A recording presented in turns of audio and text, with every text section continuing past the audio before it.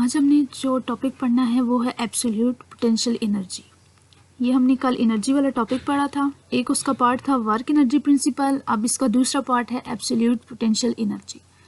अब हमने क्या करना है कि इसमें इसकी वैल्यू हमने निकालनी है एब्सोल्यूट पोटेंशियल एनर्जी की। तो इसमें सबसे पहले उन्होंने क्या कहा है कि एब्सोल्यूट पोटेंशियल एनर्जी होती क्या है। तो एब्सोल्यूट पोटेंशियल एनर्जी क्या होती है कि अगर एक ऑब्जेक्ट है वो किसी भी एक पोजीशन पे पड़ा हुआ है और उसका जो वर्क डन हो रहा है वो हो रहा है ग्रेविटेशनल फोर्स की वजह से। अगर हम उस ऑब्जेक्ट को मूव करा दें किसी एक पॉइंट से किसी इन्फिनिटी पॉइंट तक, तो उसकी ग्रेविटी क्या हो जाएगी, उसकी ग्रेविटी हो जाएगी ज़ीरो। तो उन्होंने ये इसकी डेफिनेशन बताई, the absolute gravitational potential energy of an object at a certain position is the work done by the gravitational force is displacing the object from that position to infinity where the force of gravity become zero।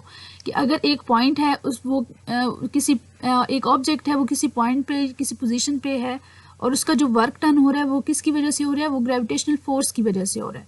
अगर हम उस object को move करा दें किसी एक position से किसी इन्फिनिटी पॉइंट तक तो उसकी ग्रेविटी क्या हो जाएगी, ज़ीरो हो जाएगी। अब इसके बाद उन्होंने एक हमें फिगर दी है कि एक अर्थ पे ही ग्रेविटी होती है। तो उन्होंने पॉइंट्स ले लिए कुछ, एक उन्होंने 0 पॉइंट ले लिया है, एक उन्होंने 1 2 3 4 up to so on to N. N यहाँ पे क्या कह रहा है, कोई भी नंबर ऑफ पोजीशंस है। तो उन्होंने सबसे पहले उन्होंने यहाँ पे R1 और R2 ले लिए। ये इसकी क्या है, डिस्टेंस है।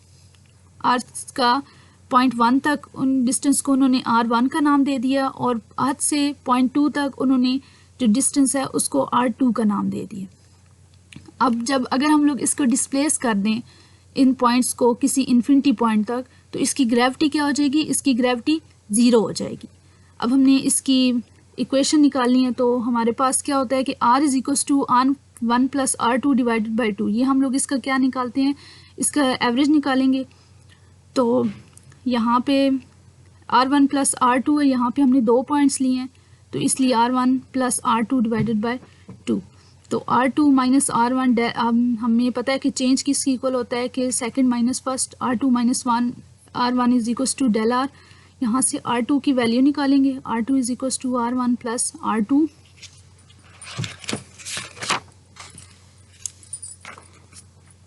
उसके बाद R is equals to R1 plus उसमें R2 की वैल्यू पुट करेंगे तो हमारे पास R1 की value R1 plus del R divided by 2 आ जाएगा। ये हमारे पास R की वैल्यू होगी। और ग्रेविटेशनल फोर्स हमें पता है कि F is equals to G M capital M into M divided by R square. इसमें स्मॉल m क्या है, मास ऑफ ऑब्जेक्ट है, और capital M mass of the earth है, और G हमारे पास क्या है, ग्रेविटेशनल कॉन्स्टेंट है। अब इक्वेशन 4.12 का हम स्क्वायर ले लेंगे। स्क्वायर लेने के बाद हम आर स्क्वायर की वैल्यू निकाल देंगे। आर स्क्वायर की वैल्यू को हमने सब्स्टिट्यूट करना है। कैसे करना है कि हमारे पास पीछे आर की वैल्यू आई हुई थी, उसमें हम लोग डेल आर की वैल्यू पुट करेंगे और आर स्क्वायर की वैल्यू निकल आएगी। आर स्क्वायर की वैल्यू होगी R1 R2। इस आर स्क्वायर की वैल्यू हम उठा के इसमें पुट कर देंगे आर स्क्वायर में, तो हमारे पास एफ की वैल्यू ग्रेविटेशनल फोर्स की वैल्यू एक आ जाएगी। उसके बाद अब हमने क्या करना है कि पॉइंट्स जो हमने पीछे लिए थे फिगर में कि फर्स्ट पॉइंट से सेकंड पॉइंट तक का वर्क लेना है हमने सबसे पहले। तो हमें वर्क पता है कि क्या होता है, F.D होता है। तो यहाँ पे डिस्टेंस को हमने किस से लिखा था, R से लिखा था। तो डिस्टेंस हमारा क्या हो रहा है, चेंज हो रहा है from one point two another point. अब हमारा R1 हमने वर्क लेना है 1 और 2 का लेना है, तो इसको इसलिए इसका जो डिस्टेंस होगा वो भी क्या होगा, R1 और R2 होगा। सिंपल आपने क्या करना है कि R जो हमारे पास डिस्टेंस आ रहा है यहाँ पे उसको आप किसकी इक्वल लिख लेंगे, R1 और R2 के according to work done on point 1 and point 2। Del R आ जाएगा तो इसमें डेल R की वैल्यू पुट करेंगे, R2 माइनस R1, इसको अलग अलग लिख लेंगे और आपके पास work done from 1 point to point 2 वो हमारे पास इक्वेशन आ जाएगी। इस तरह फ्रॉम पॉइंट 2 से 3 तक का भी वर्क डन आप लेंगे तो यहाँ पे R2 और R3 हो जाएंगे। उसके बाद अगर आप 3 से 4 लें तो यहाँ पे R3 हो जाएगा, यहाँ R4 हो जाएगा। अब उन्होंने कहा है कि वर्क डन हो रहा है n-1 से n तक। ठीक है, n क्या है, कोई भी नंबर आप ले रहे हैं, किसी भी पॉइंट का नंबर ले रहे हैं, ठीक है, कोई भी पोजीशन है उस पॉइंट की, तो आप यहाँ पे Rn-1 Rn आ जाएगा, ठीक है। तो आप इस इक्वेशन को अगर आप लिख लें, सम अप कर लें टोटल वर्क को, टोटल वर्क क्या आएगा, work 1 to 2 work plus work 2 to 3 तो up to so on to work n-1 to n। तो आप इसमें इनकी वैल्यूज़ पुट करेंगे तो आपके पास टोटल वर्क किसकी इक्वल आ जाएगा, -GMM 1/R1 - 1/Rn। तो n क्या है हमारा, कोई भी इन्फिनिटी पॉइंट हमने लिया था, तो इसको इन्फिनिटी पॉइंट 1/∞ आपको पता है 0 होता है, तो आपके पास सिर्फ पीछे क्या रह जाएगा, total work is equals to,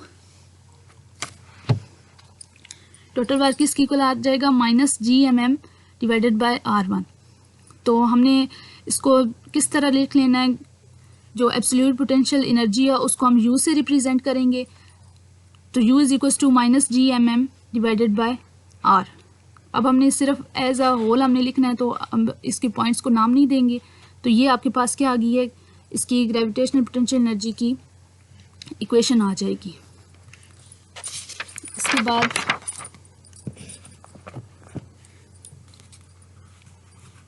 relation बता रहे हैं कि note that where R increases U become less negative, that is U increases, कि अगर जब हमारा R जो है वो इंक्रीज करेगा तो हमारा जो U है वो भी क्या करेगा, इंक्रीज करेगा, और वो कम नेगेटिव होगा। इसके साथ माइनस आ रहा है तो इसकी वैल्यू में क्या आएगा, कम चेंज आएगा। It means that when we raise a body from above the surface of the earth its potential energy increase, कि अगर हम बॉडी को इंक्रीज करें अर्थ से तो उसकी पोटेंशियल एनर्जी क्या हो जाएगी, इंक्रीज हो जाएगी। The choose of 0 point is arbitrary and only difference of point potential energy from 1 point to another is significant. उसके बाद आपने सिंपल इसको जो है आपने यहाँ पे स्मॉल आर को इज इक्वल्स टू कर देना है कैपिटल आर। कैपिटल आर हमारे पास क्या होता है, रेडियस ऑफ द अर्थ। तो एब्सोल्यूट पोटेंशियल एनर्जी को आप लिख लेंगे UG is equals to -GMM divided by capital R. तो ये आपके पास क्या आ गई है, इसकी इक्वेशन आ गई है।